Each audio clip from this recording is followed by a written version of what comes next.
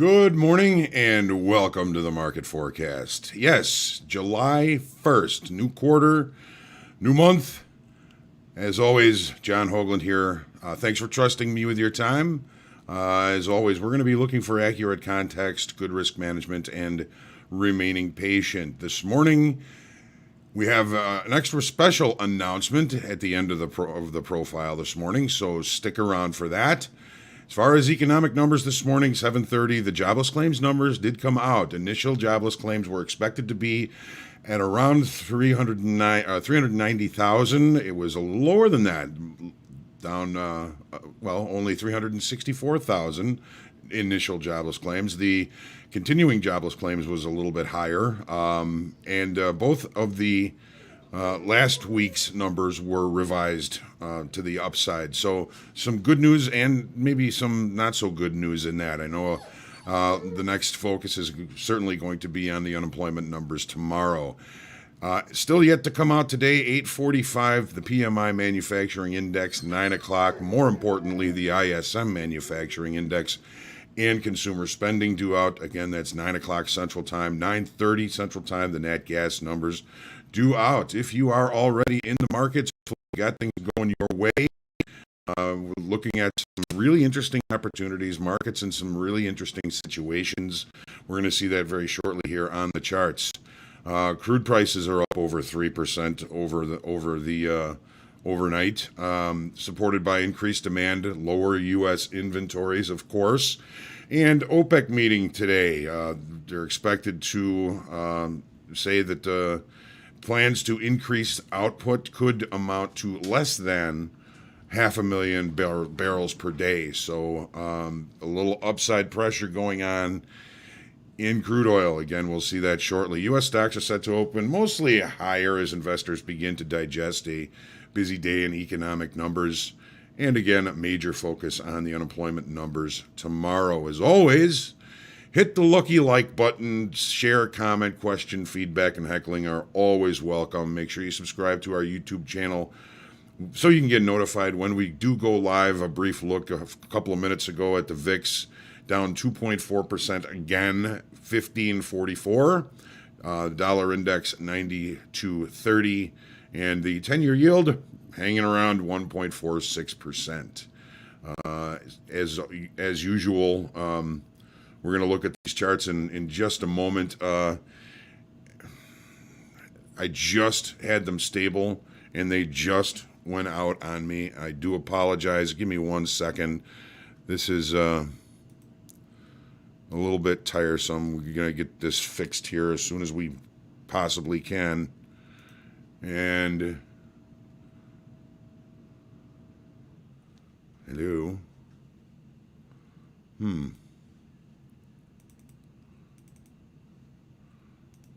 Here we go.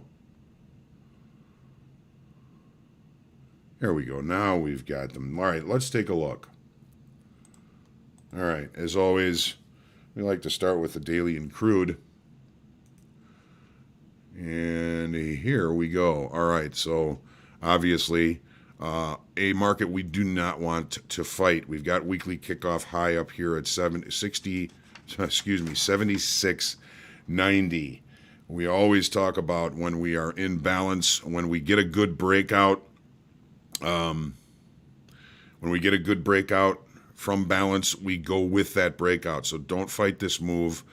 Just opening for the regular trading hour sessions right at its highs. This is going to complicate our day if we're going to be trading crude oil. The overnight movement has taken some of our upside thunder away from us. This 76.90 is a swing high that goes all the way back to October of 2018. That's why we've got that as the potential weekly kickoff high here, a potential area where we may be forcing bigger, stronger traders to adjust inventory if they're not already. Take a look here at the 30-minute chart.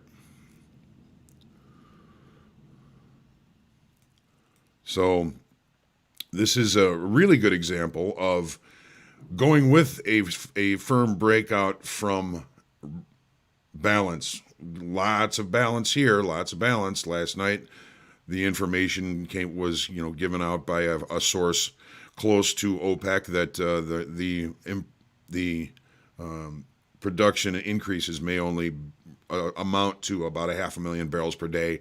That's got us on the upside. So early reference, I'm going to be looking for that opening range. The opening range, if it's the low of the session, I'm not going to be looking for anything on the short side until we get up to this swing high, weekly kickoff high level up there. So we've got,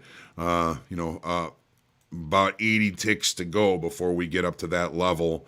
Not going to fight this. This is one-time framing activity. This is a strong market. Don't fight this unless you find some sort of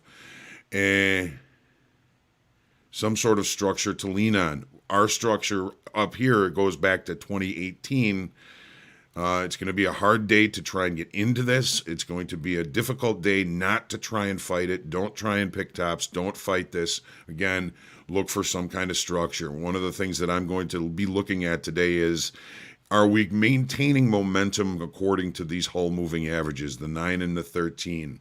If we end up kind of slowing this move down and we end up turning those lower, that might be an opportunity for us to come back and get a pullback on this, breakout move to the upside. But I do not want to fight this without some kind of structure. Again, we do have some overnight longs here.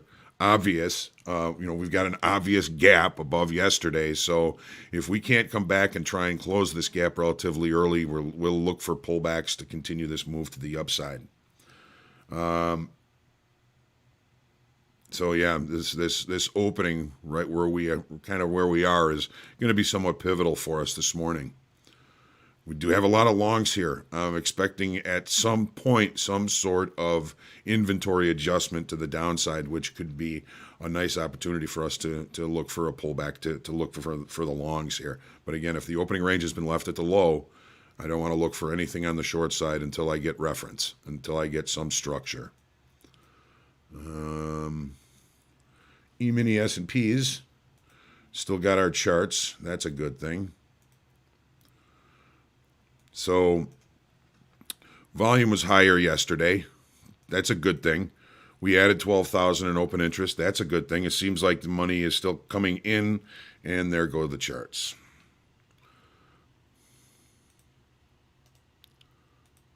One second. Restarted everything this morning, did everything.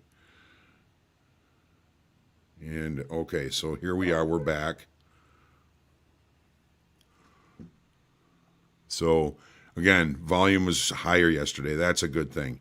Volume, open interest, that was a good thing. We put another all-time high in the extended trading hours last night. That's another good thing. Markets don't like to leave that. Looking into some of the daily stochastics, ADX, and slow stochastic, there's a slight divergence. We're starting to see also the Hull moving averages holding above price. We've got a little bit of a crossover now. These are indicators that the momentum may be starting to decrease to the upside. There's going to be a lot of speculators out there that are going to be quick to pounce on any weakness. But remember, this market eats shorts. That's how it continues to move to the upside.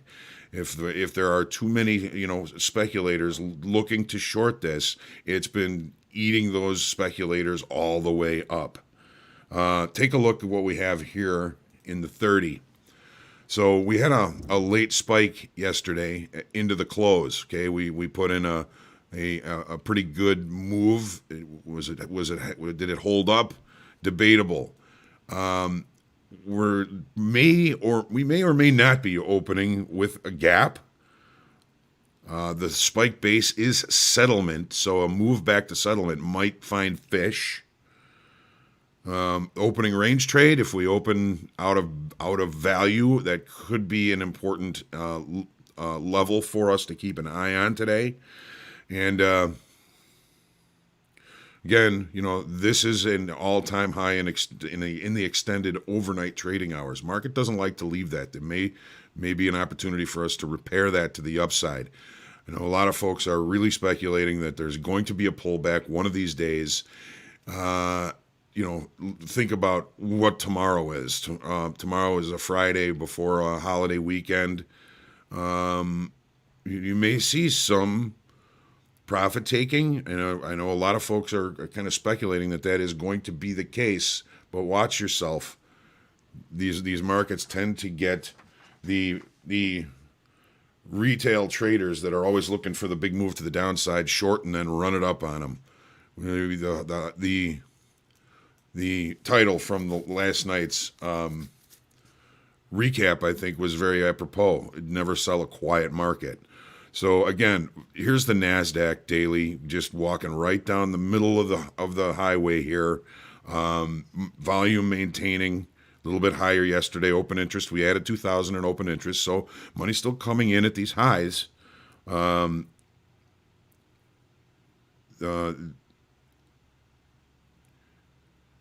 the daily stochastics and moving averages are indicating slowing momentum.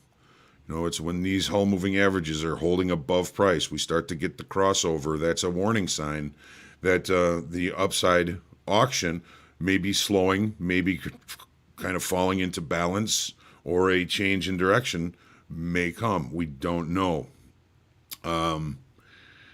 So take a look at the 30. We don't have the same situation. We did not get a late spike yesterday. Interesting. We weren't able to reach the all-time high, which was in the overnight night before last. We've put in another overnight all-time high. Settlement, let's see here, 14,549. No real overnight inventory. Looking like we're not going to be opening with any kind of a gap. So this is kind of a tale of two different markets, right? They're very similar but different. Well, so with no gap, no overnight inventory, no late spike, opening in range and relatively close to value from yesterday, I'm going to stay patient. One thing about yesterday's volume profile is look how even this bell curve is. This market has kind of used up. Oh, there goes the charts again. Hang on. I am sorry about this.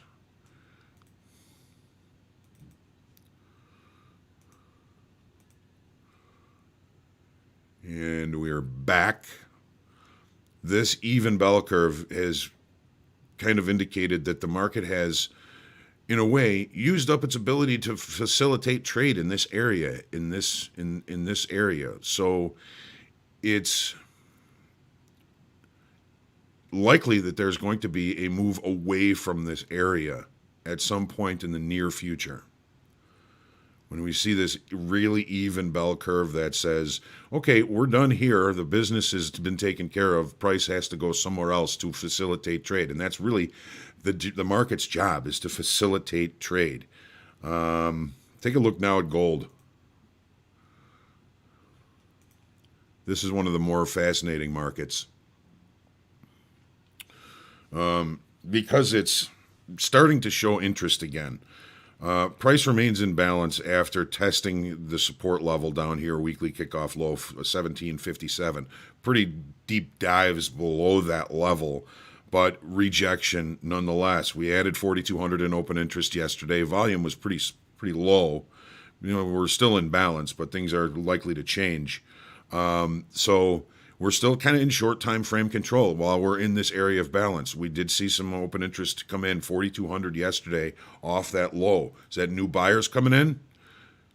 Might be. All right. So overnight longs, we've reconciled those. Okay. When the number came out at 7:30, the market kind of knee jerked to the downside. We're back higher. We don't have a gap. We did have some overnight inventory to the long side. And we've got a couple of points of control above that bear revisiting. We've revisited this one already. Are we going to head up to this one? This might be an interesting area where we might find some fish. We also have yesterday's point of control as an unchecked level of interest. And then, of course, the weekly low here, I think, from last week is also another area of interest. It was supportive last night, could be again today. And take a look now into the euro.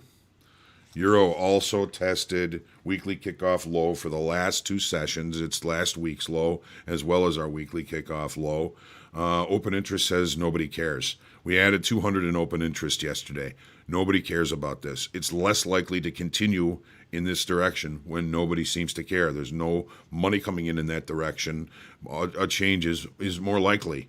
Okay, we had a little bit more volume yesterday, but only adding 200 in open interest says everybody looked at that and said, whatever. And if that's all they have to say about price down at that level, it's not going to stay there for very long.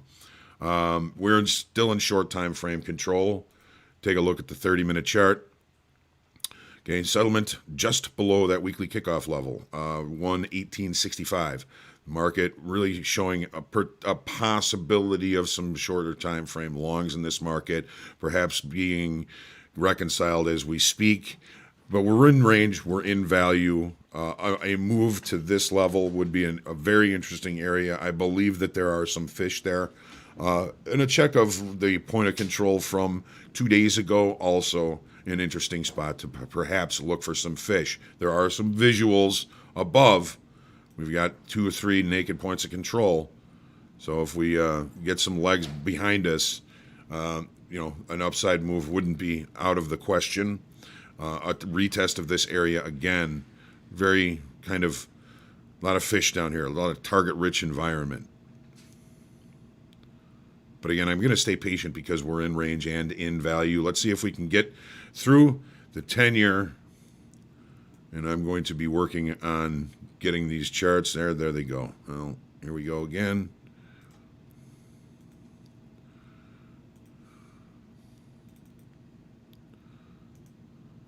And we're back. 10-year, still short time frame control. Still range bound. We lost 5,100 in open interest yesterday. Not a huge number for the 10-year. Not really all that fascinated by this market lately. We did find some support overnight at the day before's point of control. We're back in range, back in value. A move between these points of control is perfectly logical and visual, and then above we've got weekly kickoff high.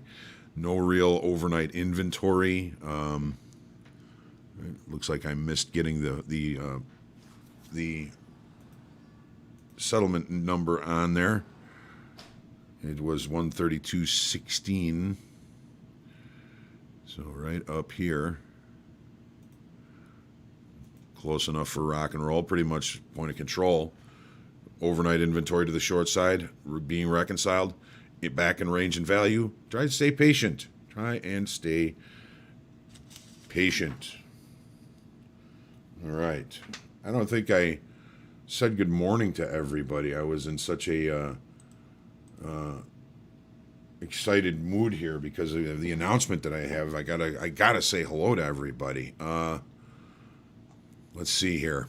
Brian, good morning. First in the room, you win the prize. Theo, good morning. Tone, thank you for joining yesterday. I really enjoy those sessions, and I'm glad that you found it useful. Murph, good morning. Yep, looking forward to the weekend.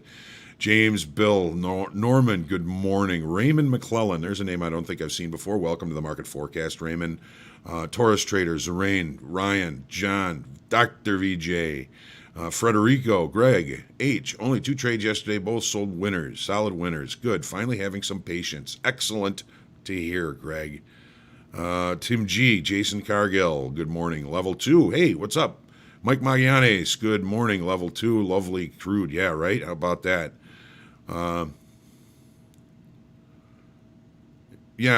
Greg, the API and the EIA, I tend to focus more on the EIA. They both can be important. Both of them showed, drops in inventory last week. So, good morning, Keith, Angelina, Daniel. Good day. What do you think about NQ? Might be looking for a pullback moment. Not long day. some of the indicators are saying that the upside auction is tiring. Doesn't mean that there's a major pullback coming, but we could see quite possibly some profit taking in the next couple of sessions. Maybe nobody knows. Just hypothesizing that possibility. Angelina, good morning. Jerry, you're awake. Good to see you. Level 2 is focusing on 42.85 to 88 for the S&Ps this morning. Grains made a move yesterday. Chris, PK and NFP stall tomorrow. A lot of speculation of that. So, the big news coming next week, probably late next week. The TradingView users are going to be able to get funded through the Top Step Trading Combine. It's combining two of the most trusted players in the industry. So you're going to be able to join our elite group of traders who have already withdrawn over $2 million this year. So far, the platform features intuitive charting, of course, hundreds of built-in studies and indicators, easy-to-use alerts, and a huge social network for traders. So TradingView and Top Step's digital performance coach, obviously a winning combination. We're looking so forward to having that, and hopefully you guys are excited about it. If you use TradingView, you're going to be able to use it here. Wonderful, wonderful news. On a little more news, this is going to be the last market forecast for me for the week. Dan's going to cover the market forecast tomorrow, and there won't be any forecast or recap next week. It's a holiday week. We're going to take a little bit of time off, get rested up, and be ready for the rest of the summer and the early fall markets. Not a bad idea to take a little bit of time, relax, look away for a little bit. Sometimes looking away makes things a lot clearer when we look back. So looking forward to a little bit of time off. I'll be keeping an eye on the markets, one eye maybe. And I'm going to miss you. I'm going to miss the markets, going to miss you. I'm going to be, looking forward to getting back into the seat, getting back to work, and hopefully having solid charts the next time we have the opportunity to see each other again. So again, no forecast recap next week, no coaches, no performance coach, group coaching. And yeah, it's been a while since I took some time off. I mean, I think the last time I took real time off was when I had COVID. So we're gonna enjoy a little bit of R&R. Hopefully you do too. You do the same. Be good to each other, like the shirt says. Be kind. Keep praying for world peace. Happy birthday, America! And we'll look forward to seeing you back here today, 3 o'clock for the recap, and hopefully you have a good trading day. It's going to be really, really interesting trading day, I think. Dr. VJ, what is the key to you holding for 2-to-1 reward over risk? It's all about trade location, Dr. VJ. I'm looking for levels that I can lean on where the point of invalidation, my stop level, is not too far away.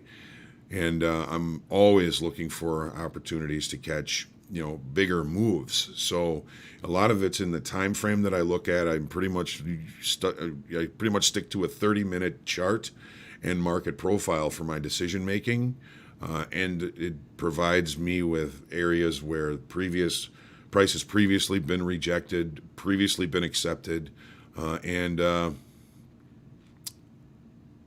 don't think that I'm a genius. If I'm right 50% of the time, I'm going to need to be right for much more than I'm wrong. In other words, I need to have that 2-to-1 reward over risk at least to even think about taking a trade, because I know over the last 2,000 trades, I'm right about 55% of the time. So that's, it's kind of a necessity if you ask me. I call it my edge, is the ability to be able to find opportunities that offer those chances. Now, sometimes it's very difficult to sit and wait it out and just wait survive the pullbacks. And it's sometimes it takes a little bit of a distraction to keep me from over managing trades. I think that's one of the biggest things about retail traders is we overmanage trades. We think about it too much. We move stops too close. We don't give trades the opportunity to pay us that much. So it's all, again, in the trade location and risk management, trading close to places where you're pretty sure that if price goes there, the trade is no longer valid and you're going to be out. So a lot of it's in the time frame. If you're trading on a 1 minute or a 5 minute chart, there's a lot of flashy things that are going to trick you out of staying in good trades. Sometimes they're going to be good things that trick you out of some trades, but it's all in the time frame that you're looking at. So it's a great question, Dr. VJ. Just start thinking in longer time frames. As discretionary day traders, it's so important to have a good grasp of what the bigger picture of the market is. That's why we always start on the daily, so we can kind of get an overview, and then we can trade to that strategy. If the market's been moving higher over time, the thing to do is to buy it when it's exhibiting weakness. You don't want to buy highs. You're going to have to withstand a lot of pullbacks. So when you find a weakness near a support level in a market that's moving higher, that's a bigger opportunity. Contrary moves, not so much. If I'm trading contrary to the bigger picture, I'm going to be, pretty reasonable with any expected profit targets. If I get a contrary move, 2-to-1 would be plenty. I'm happy with that. I'm never going to be able to pick the high and the low, so I get my bite out of the middle. All right? All right, see everybody back here for the market recap, 3 o'clock, and then I'm out tomorrow and next week, and I will be missing you and thinking about you and hoping that your trading is going well. It's our goal here, man. We want everybody to have the opportunity to succeed. It's here for you. Go get it. Trade well. Take your deep breath. Humble, grateful, and creative today. Keep your eyes peeled. There's fish out there. Go get them.